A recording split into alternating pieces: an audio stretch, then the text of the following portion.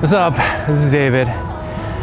Ever since I was a little kid, I used to be a very curious little kid. I used to ask so many questions about the world, about the universe, and maybe that's why I read a lot of books, is because I wanted to find the answers to a lot of these questions that I had when I was a little kid. And throughout the years, I actually found many of these answers just by reading a ton of books. But there was one undying question that I was always in the back of my head ever since I was little. And that question was, why doesn't school teach us to make friends? Or maybe that's not quite the question, but it's somewhere along the lines of, how do we make friends? Like, they never taught us this in school, of how to just go up to somebody and say, hey, do you want to be my friend? Especially as we turn into adults, like, we are so stuck in our egos that it's hard for us sometimes to actually go out to a stranger and say, hey, do you want to be my friend? And the stranger might find you a little weird too, because they're so not used to this. And so that's the question that I always had. It's like, why isn't society like this? Why can't society be more open and friendly and just be friends with everybody? But now I kind of know the answer to that, and that lies in evolutionary psychology. Is because our brains, we haven't evolved to be able to be friendly with other people, because we have a really old brain. And like 40,000 years ago, when we were in tribes, and if we went into another tribe without knowing them, we might get killed, right? Because we don't know their agenda and they don't know my agenda.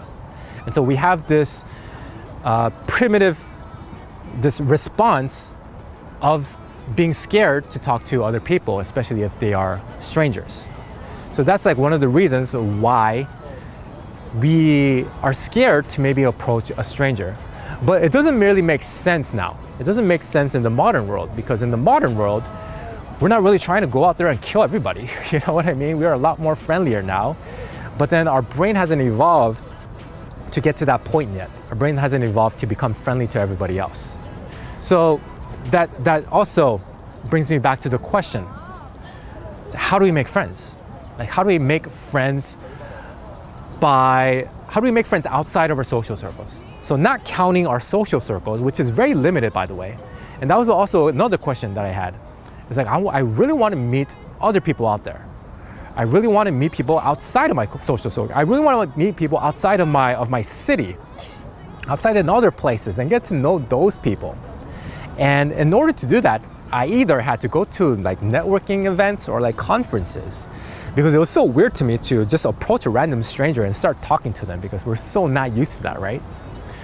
And so I had to go down many different rabbit holes to be able to develop the skill of being able to approach strangers. Funny enough, I had to learn dating skills. I had to learn how to, quote unquote, pick up girls in order for me to learn how to make friends in general and socialize with strangers and approach strangers. Funny that I had to use that route, because there's no like course, or there's no academy out there that teaches you how to approach people and make friends with them. There's no course like that. And so that's what I was curious about. And I still like to ponder around those ideas. And that's why I really want to teach this stuff about social dynamics, about being able to go out to anybody and make friends with them. Because why do we have to live life so limited? Like, why do we have to just stay within our social circles? Because these social circles, they're arbitrary. We just became friends with them because we went to the same school with them. We became friends with them because they were in the same neighborhoods. But are they necessarily the best friends? Are they necessarily the best people in the world to become friends with? And I'm not trying to say to look down on maybe like your old friend. I love my old friends. They will always be my friends. But maybe we can also expand. Maybe we can meet the best people in the world and network with the best people in the world. And sometimes these best people, they're not within your social circles, or they're not at conferences or networking events either. Sometimes they could be just a random person walking down the street, and they might be who knows? When you approach them, they could be your best friend for the rest of your life. Who knows? So that's something that I really wish the world would get better at, to be able to embrace friendships, to be able to go out to a random stranger and just talk to them and not be weirded out by them. Some people, when I approach them, they're like so shocked and so weirded out. Like, what? Why are you talking to me? And I'm just like, I'm just trying to make a friend. You know what I mean? But the reason I do that is for the great perhaps, right? For the great perhaps. It's like one of the things that I do a lot of these things. It's like, if I approach this person, perhaps we can be great friends. If I approach this person, perhaps she might be my soulmate. Perhaps this will be a great group of friends who I live the rest of my life with. So I do it for the great perhaps. And I think one of the best things that a human being can do is offering value to another human being. Just offering value. And there's many ways that we can offer value, maybe through media, and maybe through, again, like our direct social networks. But I believe another way how we can touch people is those non-direct interactions with people we don't know.